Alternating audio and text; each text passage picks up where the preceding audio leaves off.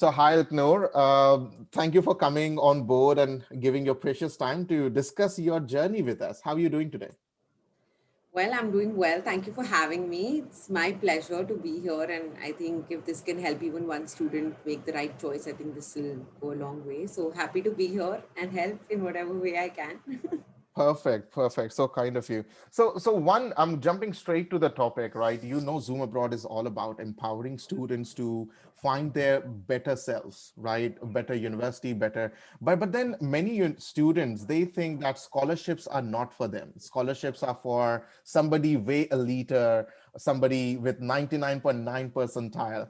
And we wanted to break that dogma, that understanding. So tell me about, you were awarded Shevling Scholarship, right? First of all, how did you decide to go abroad and what made you apply to the scholarships? Okay. So I'll break that down in a few parts because there's a lot that one can say about all of that. First Yeah. of all, this really resonates with me. It's a fact that most people feel that they can never get a scholarship. And trust me, I was one of those people as well. Really? I was not a bright, 99% kid. I was an 80% kid throughout. And I mean, I'd call myself maybe above average, but I don't think I was anywhere in the line of what is the stereotype of a scholar per se. But I knew that if I wanted to go out and study, I couldn't do it without a scholarship because I just didn't think it was a sensible decision to put in that money at such an early stage, where I don't even know what I'm going to be doing in my life. Will I be able to pay back those loans? Will I not? Is that a kind of financial burden that I want on myself? These are things that you do end up thinking about. Mhm. So I thought that just to make everybody's life simple in my family and for myself, I should try and look at scholarships. And this kind of happened about 2 years into my career as a journalist because I started working right after undergrad, and I hadn't thought of doing masters at all because I felt like, especially for a profession like journalism, nothing better than ground experience. But if I wanted to do a master's, I knew I would definitely go out and do it. Like that is something I knew right from school when I kind of planned my career trajectory in my head. But it seemed like a really long distant dream. Like I said, I didn't think I was a scholarship kid, except I started speaking to a lot of people who were going for the Chevening fellowship because Mhm. they have a journalism fellowship. And through that, I came to know about Chevening. So a really good friend of mine who's also a journalist got the fellowship. I came to know about Chevening through her. And that's when I went on their website, started looking at various things and realized that, oh, they also have a scholarship.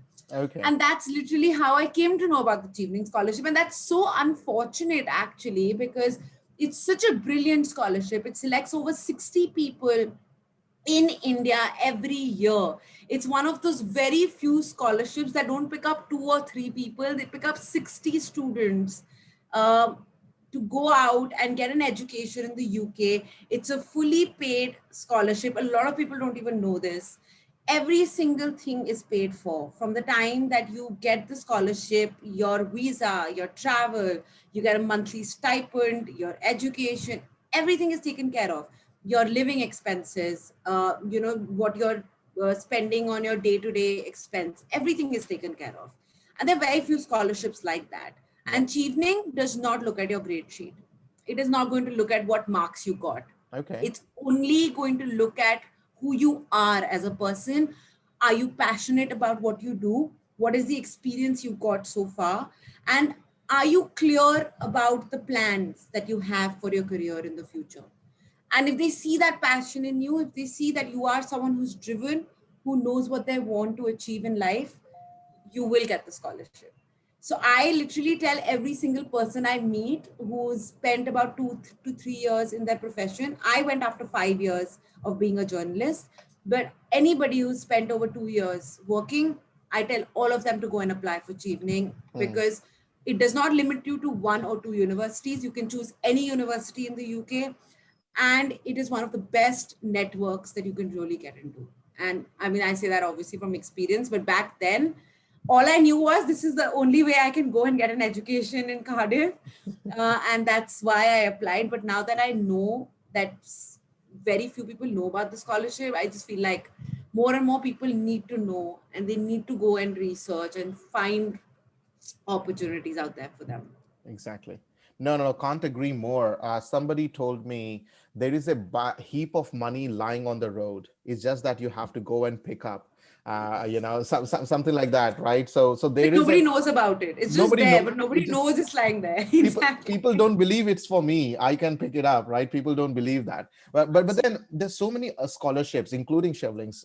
There's so many scholarship that is uh, specific to race, gender, ethnicity, nationality, experience. As you rightly mentioned, even I had my doubts about Shevling that grades definitely should be the criteria, and you're saying that it is not. That is an Not at eye. all.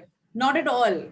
They are okay. They care that you got like first division. Mhm. Okay, like you got a decent mark. You should not be somebody who's below average in Okay. studies, of Mhm. course. Mhm. You should be an above average student, but that does not mean that you need to be a 90% or even like an 80%. If you're like a 70%er, also you can get the Chevening scholarship, is what I'm trying to say.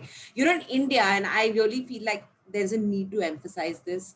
In India, there's an obsession with Yeah, marks. exactly, There exactly. is and it kind of comes back to the education system, because you get marks, you get into a good university. You don't get marks, you don't get into a good university. And it's just because of that, there is so much talent out there that is not being utilized. Mm, And Chevening actually looks for that talent, is what I have realized from my experience. mm, Because it does not look at the marks, it looks at how good are you at your work. mm. So the application, I'll just give you like an idea into what that application looked like, because Yeah. that application doesn't ask you for your marks and or your academic achievements. What it asks you for is to explain your leadership experience, your networking experience, Mm, why you are applying. So you have to give you have to give 3 universities and courses, and why you're applying to them. So one of the questions is why you're applying to these 3 courses. And the last question is on what are your future plans, like your immediate future plans and your long term. 5-year plans. Mhm. That's it. These are your 4 questions, and basis that you get selected for the interview. And even in the interview, that's what they ask you. They just want to kind of see that what they've read is what they see. Exactly. Like, are the 2 people the same? Matching. That's what the interview is about as well. So they want to know, who are you? Do you have leadership experience? Do you understand what being a leader means? Mm, Can you network? Because that, of course, at the end of the day, all scholarships are about networking. mm. So can you network, and do you understand the importance of networking? Are you clear about why you're applying to these courses and how they can benefit your current career trajectory or what you plan it to be? And are you clear of what that trajectory is going to be? Are you clear Exactly. of where you want to go? Mhm. That is all they want to know. And if you're clear and if you're level headed about that, you'll get the scholarship. And it changed my life. It literally changed my life, because I have evolved so much as an individual Mhm. through that entire experience. And I think everybody needs that experience. And this is not about privilege, right? Mhm. Mm, Anybody mm. can go out and Yeah, get it. Yeah. definitely. No, I completely relate to that because something that we see in Indian kids, especially I should say South Asian kids, including China as well. I would say they are very much marks driven, and they were like, oh, if I and there is a competition and depression that, oh, I'm not 90s, I'm not 80s, then of course. I must be something wrong. There must be something wrong in me. But then it is an understanding that they need to uh, believe in themselves, that there is so many things out there. Definitely. And it's a great example. And in fact, a common understanding of Shevling as an acceptance was, oh, they only give it to Oxfords and Cambridge students. But that is not the right case, right? That is a common misconception.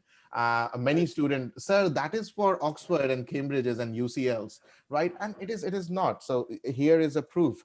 Definitely. So you mentioned about, they are talking about your long-term plans and short-term plans, but when do you think is the right time to apply? How soon can you start preparing, and when do you get the decisions? 2 years of experience is what they ask for, work experience. This work experience can be a cumulative experience of your internships as well. Yeah. So if you have a cumulative experience of two, they have a calculating system which is mentioned in their application. So it's as per that calculation. If you fulfill that criteria, you can apply. Mhm. Personally speaking, I thought of applying about 3 years into my career. But by the time I actually got down to applying, I was 4 years into my career. And then Okay. by the time I got it, I was 5 years. So it's also a very long process. Okay. Yeah. Yeah. One also needs to be kind of mentally prepared for the grueling process that just the application is. Mm. Because you first put in your application for Achieving, then you start applying to all the universities that you've given an option for. So that process is separate. Then you obviously are waiting for to get confirmations from university. At the same time, you're waiting to get hear back from Achieving. So then Mm. you get your confirmation from universities. You get your Achieving acceptance for the interview. Then you have the Achieving interview, which Mm. happens. So this whole process kind of starts in August. You submit your application by end October. Then you apply to the universities. Then you start getting acceptances from universities by about Jan Feb. Mid Feb is when you hear back from Achieving about whether you've cleared the first stage and gone to the interview or not. The interviews happen over March and April, and it is only in June that you get your acceptance for Amazing. Achieving. Amazing. So it's a long process, and you just need to be mentally prepared. So you can start anytime after 2 years of work experience. But whenever you do, remember, like, one should know that you have enough first to put into your application. You've done that much to be able to kind of create a good, solid application. And two, you just need to be mentally prepared that yes, I'm ready to give in this much time and dedication to, getting through universities and getting through the scholarship. That's all. Definitely, definitely. So those who are listening now and have 2+ years of experience, if they are aiming to apply for 2022 September intake, right? This is the time to get ready for.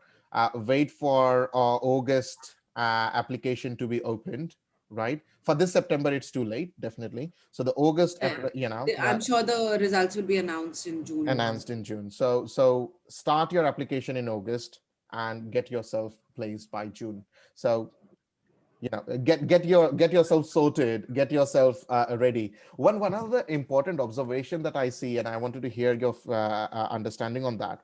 These scholarship applications are actually thought provoking, right? Many students at a very early stage of their life, in fact even in their late 20s, have not got a very clear idea of my 5 years goal, 3 years goal. They might have thought about it but have not written down. All right. When you fill up such applications, it makes you think very clearly and have yourself concrete way ahead, right? So it I understand that it is in any part, like even if it's a business application I'm making, when these questions are coming, some of the questions I know already, but I haven't written it down. My plans are, but writing it down makes it more concrete. What do you think? Absolutely. There's a reason that they give you 2 months to actually fill in your application. It's not to just, give people time. It's Mm. You need 2 months to write it. It's not an exaggeration. You could be one of the most eloquent and articulate people on this planet, but you still need those 2 months because every time you will go back to your application, you will change it, Mm. and that will keep happening. Mm. And I didn't know I couldn't answer that fourth question till the last minute because it was difficult. I Definitely. did not know exactly what I wanted to do. I knew I wanted a career break. I knew I wanted to study in Cardiff University, and I knew what I wanted to do in life. But how do I articulate that into a very specific goal? It was tough. But that's what that entire application writing process does to you. So you're right, it makes you think.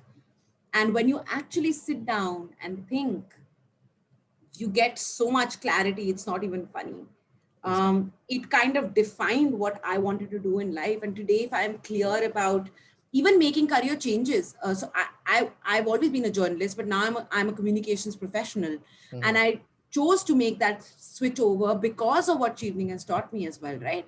Mm. It gave me that confidence to think about what is it that I can do best? Mm. What are my key skills? What are my core values?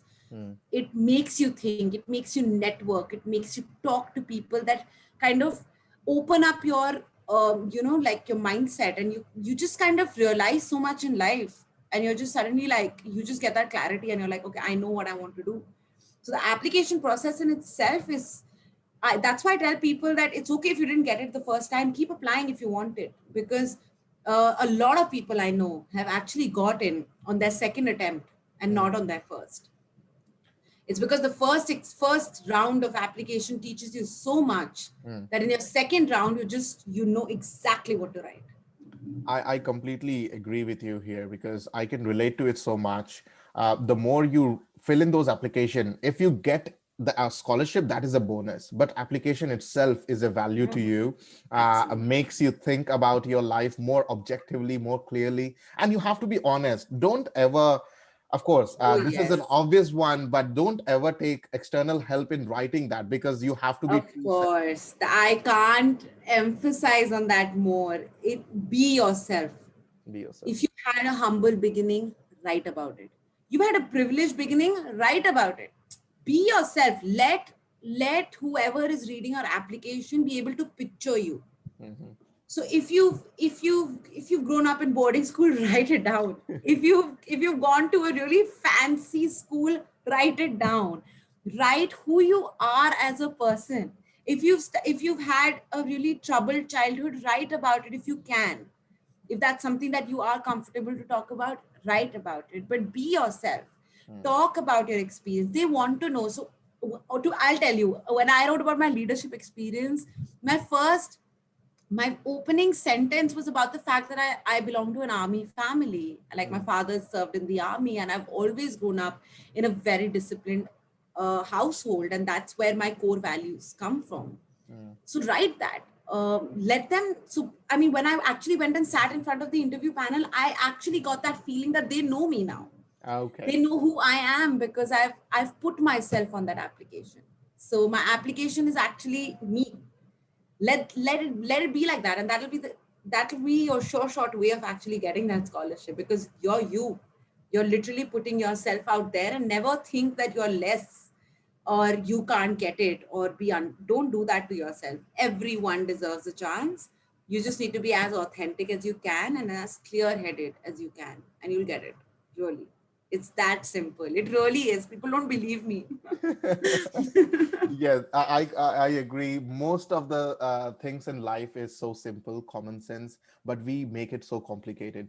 With that note, I would like to say, Noor, it was great having you on board, and I'm sure that students would be, or any professionals, those who are listening to this, would be inspired and at least give it a try. And don't think for themselves as anything lower than anybody else. So yeah, give it a try, guys. The whole purpose of this video is to motivate you to achieve more. And if you need our help, Zoom Abroad can connect you with the independent advisors who can help you, on your journey to a great career. So with that note, thank you very much. Please share this You're welcome. video to anyone that you feel that can benefit from, Absolutely. and help others to get to know more. Thank you very much. Thank you, Lakshmi. Thank you so much for having me, Abhishek. Cheers.